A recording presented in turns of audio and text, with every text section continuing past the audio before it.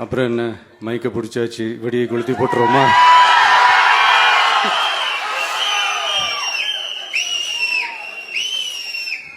(1977) June மாதம்னு நினைக்கிறேன். June மாதத்தில் புரட்சி தலைவர் எம்ஜிஆர் அவர்கள் ரேடியோவில் ஒரு பேட்டி ஒன்று கொடுத்தாங்க.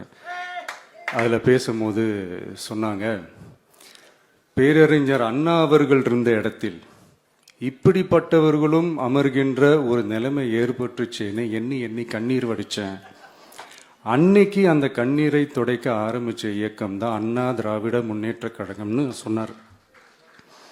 அதே மாதிரி 2017 அப்புறம் 2021 அப்புறம் தமிழ்நாட்டுடைய நிலைமையை பற்றி யோசித்து பார்த்த நம்ம தமிழக மக்கள் காமராஜர் அவர்கள் இருந்த இடத்தில், அண்ணா அவர்கள் இருந்த இடத்தில், எம்ஜிஆர் அவர்கள் இருந்த இடத்தில் இப்படிப்பட்டவர்களும் அமர்கின்ற ஒரு நிலைமை ஏற்பட்டுச்சேன்னு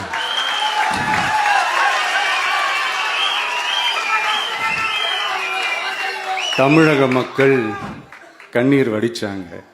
இன்னைக்கு இந்த கண்ணீரை துடைக்க ஆரம்பிச்ச இயக்கம் தான் தமிழக வெற்றிக்கழகம்.